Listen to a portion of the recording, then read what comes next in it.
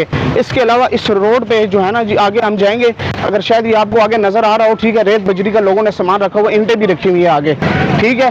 इसके लिए हमने अपने ट्रक मंगवाए हैं RWC से, RWC से ट्रक मंगवाए हैं। जो सामान अगर रेत बजरी का होगा, ईंटें होंगी, वो भी हम उठा के तो वो ले जाएंगे। अब ये देखें, यहाँ पे ये माल रखते हैं, भैंसे रखते हैं, ये देखें, ये नीचे जगह इन्होंने पक्की बनाई हुई है, जगह ये पक्की बनाई है, ठीक है। और अभी अपना रिमूव करेंगे ये। और ये इस साइड पे देख लें, इस साइड पे भी ये माल रखते हैं, ये इन्होंने बाकायदा जो अपना जगह बनाई हुई है सारी, यह सारा ख़त्म करेंगे, रिमूव करेंगे सारा।